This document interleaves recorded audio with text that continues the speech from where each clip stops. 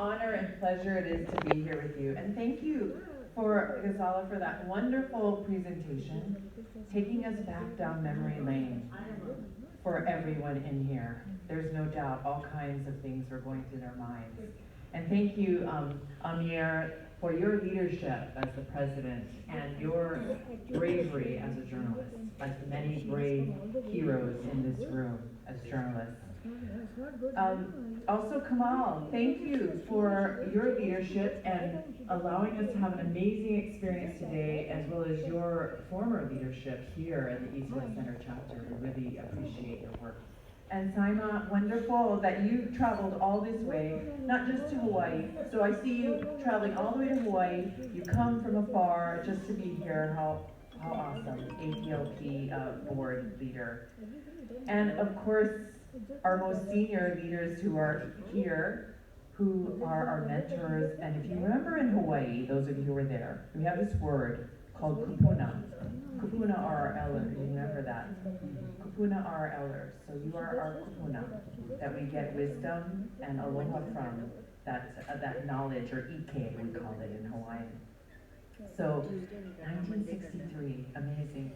And you began that Karachi chapter. Just walking in, you probably saw the pictures, you know, some of us don't remember, but I remember those early years, seeing something like it, at least in the 80s, but you know what, if you walk there, those of you who were there recently, right, Sam, if you look at it, doesn't look all that different. In fact, the dorms, it's either good news or bad news, but it kind of looks the same. Yeah. So I tell them, if you really want to come walk down memory lane, you can go into Holly Manoa and it's the same. So I'm trying to get that fixed, working on infrastructure development because we want it to last another 60 years. You know, and also Dr. Sabina Essa Abdullah, the Institute for Student Exchange Microbiology, 1965. So we've got these two kupuna here who look so young and with spirit and vitality. So don't miss an opportunity to ask them. I was so thrilled to be able to just ask them a little bit about the walk down memory lane. And we have many other, of course, distinguished alumni here, some 90s.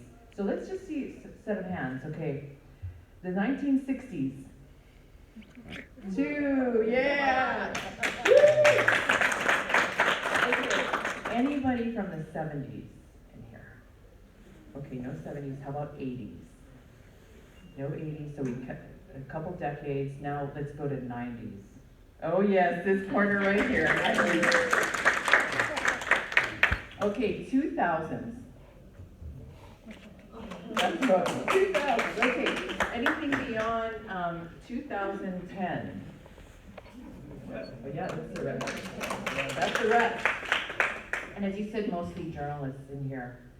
What an honor it is to be around courageous journalists.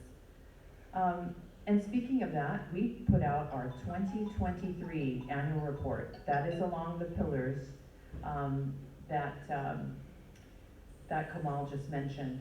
You know, I took over in 2022, and when I took over, we started our strategic planning with our Board of Governors, and we really looked at the mission of the East West Center, which is to promote relations among people and nations of the United States, Asia, and Pacific, same one from 1960, through cooperative study, the master's PhD programs, the short-term programs, research, and dialogue. So we had the institutes with the research, right? So that was that arm. That still remains the same today.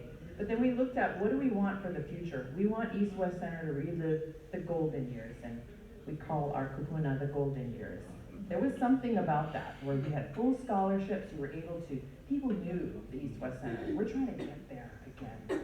And it's exciting to say that I found out in Islamabad that our first alumni to land on the shores for that first class was a Pakistani.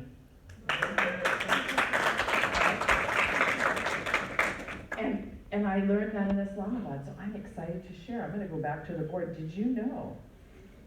So really, when we talk about, you know, the word they use now is the indo-pacific, right? Because it's the Indian Ocean. I look at it being from an ocean place. and the Pacific Ocean like two arms, hugging the rest of the continents, right? And who's on this tip over here? It's Pakistan, right? You've got Hawaii over here, hugging each other. So if you think about it that way, it makes total sense that we would come here and hug the rest of the region, right? I'm so thrilled also to be here today with our wonderful Ohana, Dean and Director of Dean of Education and Director of Programs. So we put all of the programs for education under Dean Ann. So many of you know her. So we're really thrilled to play the role. And of course, we all know Christina Monroe. Got a big job. We got 7,000 alumni. This has the largest number. Pakistan and India have the largest number of 5 chapters each. So that's pretty significant. So very, very thrilled. And of course, very prominent, amazing people. And we have Gretchen Alter back there. Gretchen. Many of you in the program. She is our senior program manager, so thrilled to have her. Now, if you would have seen our annual report where we're highlighting the developing, equipping leaders, convening impactful dialogues, partnering with the Pacific, fostering environmental solutions at a time when, gosh, we were driving around and we noticed when Kamal with all the water, right, that the climate change, he mentioned about how it continues, you know, it never used to rain before, and that the drainage, we didn't think about the environmental factors. Well, just like here, Hawaii, of course, is concerned about rising sea levels, because you remember those beautiful beaches? You know that Waikiki sits right along the beaches, and those hotels buttressed up against the shorelines. So we all are going to be impacted by that. And what does that mean? And where does that reporting come in journalism and our studies? So that's another pillar. And the other, not the last, but I would say one of the most important is supporting good governance, because we can't have change in climate change. We can't have increases in education if we have poor governance, and we all know that so very well. And everywhere we go around the region, whether it's Southeast Asia, Northeast Asia, Central Asia, here in South Asia, and the Pacific, this is challenging all of us. So I think the role that we have to play together is going to be even more critical today.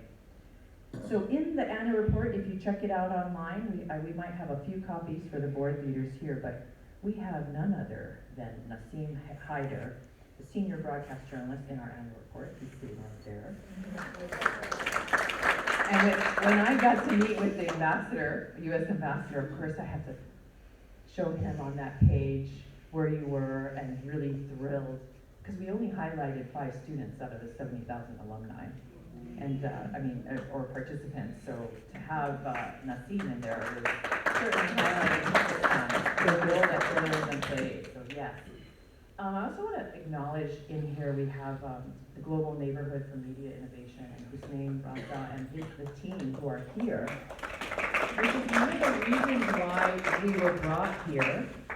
And if you haven't met him, I think this partnership that we've had for 2.5 years with Gretchen and Hussein, we had a conference in Islamabad. That's why we were here, and we had amazing journalists who got up, courageous journalists to get up there, yes, courageous journalists, to talk about peace building. So there were over 100 plus peace builders, and the 12 awardees presented how we do cross-interfaith dialogue or gender issues, and how do we get to a place of peace.